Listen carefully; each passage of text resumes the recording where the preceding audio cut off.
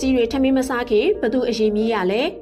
ကမ္ဘာခေါင်းဆောင်တွေထမင်းစားတဲ့အခါအစိတ်ခတ်ခံရမှာကိုဘလို့ကာကွယ်လဲဆိုတာသိသိပါသလားရှေးခေတ်ကလို့သူများခွန်ကြွေရာကိုပါဇက်ဟာစောင့်နေလို့မရတော့ပါဘူးရှေးခေတ်ရောမအင်ပါယာလက်ထက်တုန်းကဘယင်မစားခင်အစားအသောက်မီးစမ်းသူကိုခေါ်ပြီးအရင်ကြွေးကြည့်ပါတယ်အဲ့ဒီလူမသိမှဘယင်ကစားတာပါဒါပေမဲ့ဒီနည်းကရက်ဆက်လွန်ပါတယ်အခုခေတ်အမေရိကန်သမ္မတတွေကြတော့တမျိုးပါအကယ်၍သမ္မတကအပြင်ဆိုင်ကပီဇာစားခြင်းလေဆိုရင်ကြုံမှားလို့မရပါဘူးလုံခြုံရေးအဖွဲ့ကဆိုင်ထဲကိုရုတ်တရက်ဝင်သွားပြီးတခြားလူမှားထားတဲ့ပီဇာကိုချက်ချင်းဝင်ယူလိုက်တာမျိုးလုပ်လို့ရှိပါတယ်ရုရှားသမ္မတပူတင်ဆိုရင်တော့သူ့မှာအစားအသောက်တိုင်းကိုစစ်ဆေးပေးတဲ့အရေးအချင်းပြည့်မီတဲ့ဆရာဝန်အဖွဲ့ရှိပါတယ်ဓာတုဗေဒနည်းအရာရောလူကိုယ်တိုင်မှာစမ်းသပ်ပြီးမှစားလေးရှိရလို့ဆိုပါတယ်ခေါင်းဆောင်ဖြစ်ရတာလုံခြုံရေးအရာဘာမှစိတ်ချရတာမဟုတ်ပါဘူးကိုကြိုက်တာကိုစားလို့ရတဲ့တာမန်ပြည်သူဘဝကပိုကောင်းပါတယ်နော်အစိတ်စမ်းသပ်ပေးရတဲ့အလုပ်မျိုးခေါ်ရင်ရောသင်လုံမလားဆိုတာကွန်မန့်မှာပြောခဲ့ပြီးပါအောင်နော်အခုလိုဘ ഹു တုတရဖွယ်ရာအကြောင်းအရာတွေကိုအမြဲတင်ဆက်ပေးတော့မှာမို့လို့သိလျာ channel လေးကို follow လုပ်ပေးခဲ့ကြပါအောင်နော်